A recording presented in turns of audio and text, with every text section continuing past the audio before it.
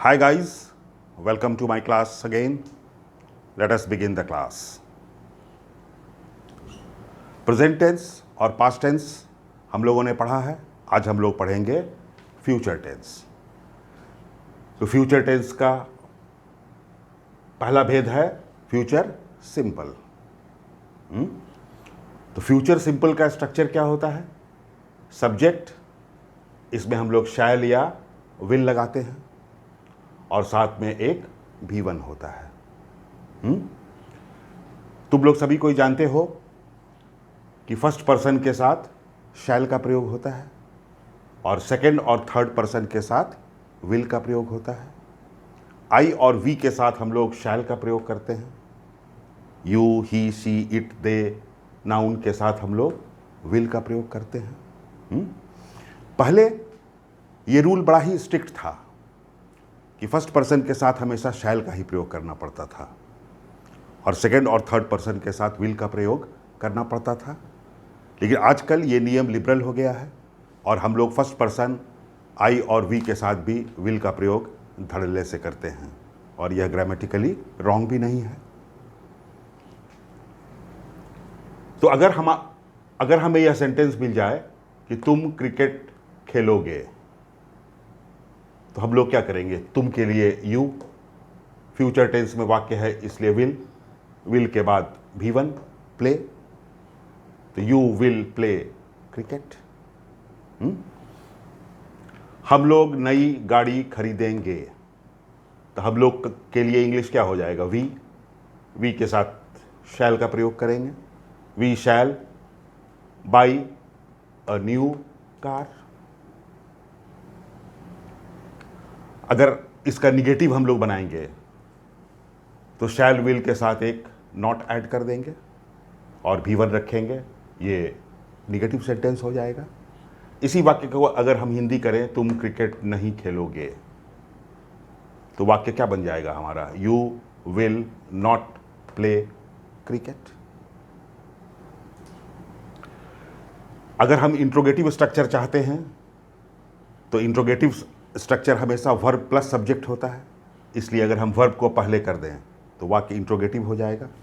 तो shall will plus subject plus भी1. हिंदी में वाक्य क्या हो सकता है? क्या तुम क्रिकेट खेलोगे? Will you play cricket and question mark.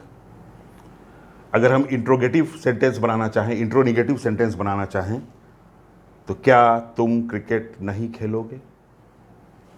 तो shall will plus subject plus not plus भी1.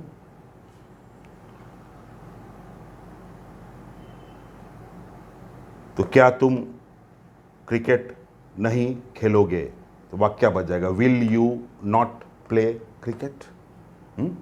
और हम लोगों ने देखा था कि कंट्रैक्टेड फॉर्म में नॉट को हम लोग पहले ले आते हैं. तो यहां पे हम लोग क्या लिखेंगे? Will not. लेकिन यह ध्यान रखना है कि विल नॉट का कंट्रैक्टेड फॉर्म होता है वोंट. यहां एक ब्लॉक में हमने लिख दिया है कि विल नॉट का कंट्रैक्टेड फॉर्म वोंट होता है और शैल नॉट का कंट्रैक्टेड फॉर्म शैंट होता है. इसको तुम लोगों को ध्यान में रखना है. और शैल और विल के लिए अक्सर तुमने बुक में देखा होगा कि एक इन्वर्टेड कॉमा टाइप का साइन रहता है और डबल एल लिखा रहता है. ये शैल और विल का शॉर्ट फॉर्म है. तो यहां पर हम लोग विल नॉट के जगह पर क्या लिखेंगे? वोंट. और कोई WH वर्ड अगर हो तो हम लोग सभी को जानते हैं कि उसको हम लोग सेंटेंस के बिगनिंग में रख देते हैं. अगर सेंटेंस के बिगनिंग में हम लोग रख दें तो WH क्वेश्चन बन जाएगा. Next is future continuous. कि फ्यूचर में कोई काम जारी है. स्ट्रक्चर क्या होगा इसका? Subject shall will plus be and plus V4. अपने फर्स्ट वीडियो लेक्चर में हमने बताया था आपको V1, V2, V3, V4 जब मैंने टेंस शुरू किया था। अगर किसी को कोई कन्फ्यूजन हो तो पिछले वीडियो में देख सकते हैं। अगर एग्जाम्पल ले लो कि मैं आपका इंतज़ार करता रहूँगा, तो क्या बच जाएगा? I shall be waiting for you. अगर इसका निगेटिव बनाओगे तो क्या हो जाएगा? I shall not be waiting for you. Interrogative बनाओगे तो क्या हो जाएगा? Shall I be waiting for you. Intro negative क्या हो जाएगा? Shall I not be waiting for you. Why shall I be waiting for you अगर WH क्वेश्चन बनाओगे तो। फिर भी तुम्हारी सुविधा के लिए मैंने इसे लिख दिया है। निगेटिव होगा तो subject shall will plus not plus be. यह हमेशा ध्यान रखना है कि नॉट का पोजीशन बी के पहले होता है। Plus V4 I shall not be waiting for you. Interrogative बनाओगे तो वर्ब प्लस सब्जेक्ट हो जाएगा, इसलिए shall will plus subject plus V plus V4 shall I be waiting for you. Intro negative बनाओगे तो क्या हो जाएगा? Shall will plus subject plus not plus be plus V4। और कंट्रैक्टेड फॉर्म करना होगा अगर, तो फिर क्या करेंगे हम लोग? हमने तुमको बताया था कि शैल नॉट का शॉर्ट फॉर्म होता है शैंट। तो कंट्रैक्टेड फॉर्म अगर बनाना हो तो शैल नॉट हम लोग नहीं लिख के हम लोग ऐसे लिखते हैं शांट। और अगर कोई WH वर्ड है तो WH को वर्ड को पहले रख दो। इंट्रोगेटिव सेंटेंस क्या है? Shall I be waiting for you. मैं क्यों आपके लिए इंतजार करता रहूंगा? तो why shall I be waiting for you.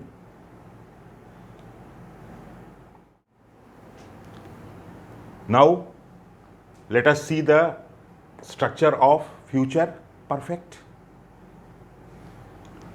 तो फ्यूचर परफेक्ट में क्या होता है? Subject shall will have plus V3।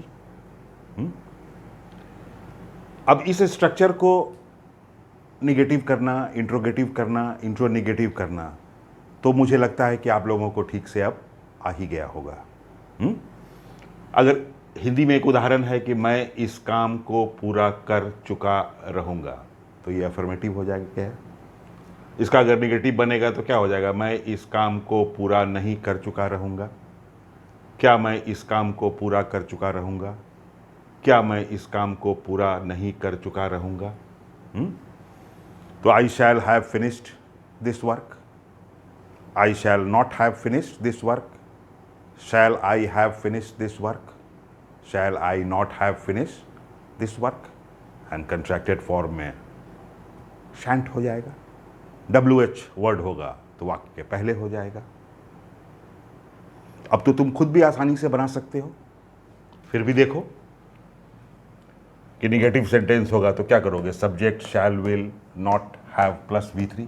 ये ध्यान रखना कि नॉट का पोजीशन हैव के पहले होगा। I shall not have finish this work. Interrogative sentence होगा तो shall will plus subject plus have plus V3 shall I have finish this work.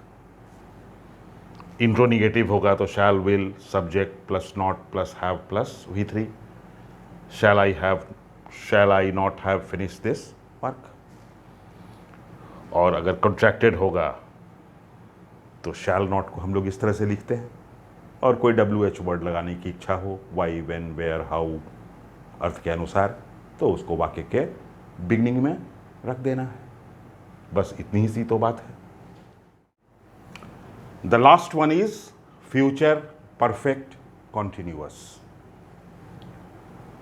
Structure subject shall will have plus been plus V4। तुम खाते हुए रहोगे। You will have been eating. और हमने तुम्हें बताया था कि प्रेजेंट पर परफेक्ट कंटिन्यूअस या पास्ट परफेक्ट कंटिन्यूअस या प्रेजेंट परफेक्ट कंटिन्यूअस में फॉर और सिंस का प्रयोग होता है। तो अगर लिखना है कि वह 2 घंटे से खा रहा था, तो हम लिख सकते हैं कि you will have been eating for 2 hours. अगर सिंस फॉर में कोई कंफ्यूजन हो तो प्रेजेंट कॉन्टिन्यूअस वाला वीडियो तुम फिर से देख सकते हो। इसका निगेटिव हो जाएगा subject shall will not have been plus V4। Example, you will not have been eating for 2 hours. Interrogative का स्ट्रक्चर होगा shall will plus subject plus have plus been plus V4। Will you have been eating for 2 hours. Intro negative shall will plus subject plus not plus have plus been plus V4। Will you not have been eating for 2 hours. और contracted में तुम will not का contraction देखो, won't होता है, इसलिए won't you have been eating for 2 hours. और कोई WH वर्ड अगर लगाना हो तो वो वाक्य के पहले होगा। इस तरह फ्यूचर टेंस कंप्लीट होता है। तो इस तरह मैंने तुम्हें पास्ट, प्रेजेंट, फ्यूचर तीनों के स्ट्रक्चर को डिटेल में डिस्कस कर दिया है। उनके affirmative, negative, interrogative, intro negative, contracted form, WH word का यूज़, सब कुछ तुम्हें डिटेल में समझाया है। I hope you have understood the structure of all the forms of tenses. पर हमेशा यह याद रखना कि केवल स्ट्रक्चर दिमाग में रहने से काम नहीं बन जाता है, स्ट्रक्चर रटने से काम नहीं बन जाता है। तुम्हें डिफरेंट सिचुएशंस पर खुद सोच सोच कर नए नए वाक्य गढ़ने होंगे, ताकि यह स्ट्रक्चर बिना रटे तुम्हारे दिमाग में धीरे धीरे फिक्स हो जाए। क्योंकि डिफरेंट कॉम्पिटिटिव एग्जामिनेशंस में स्ट्रक्चर पर बेस्ड भी बहुत सारे क्वेश्चंस होते हैं। वैसे अपने अगले वीडियो में मैं तुम्हें टेंस के स्पेशल रूल्स और यूसेज बताऊंगा। वो क्लास बहुत ही इंपॉर्टेंट होगा, बहुत ही इंटरेस्टिंग होगा तुम्हारे लिए, क्योंकि बेसिक स्ट्रक्चर के बारे में तो बहुत जगह लोग पढ़ लेते हैं, बहुत लोग उन्हें बता भी देते हैं, पर टेंस की जो बारीकियां होती हैं, जो कॉम्पिटिटिव एग्जाम्स में पूछे जाते हैं, अक्सर लोग उन्हें नहीं बताते हैं। तो अपने अगले वीडियो में मैं तुम्हें उन बारीकियों के बारे में बतलाऊंगा जिसके बाद तुम्हें कॉम्पिटिटिव एग्जाम्स में भी कोई परेशानी नहीं होगी। So watch my next video and don't forget to like, share and subscribe, and also don't forget to press the bell icon to get further notifications. Thank you very much.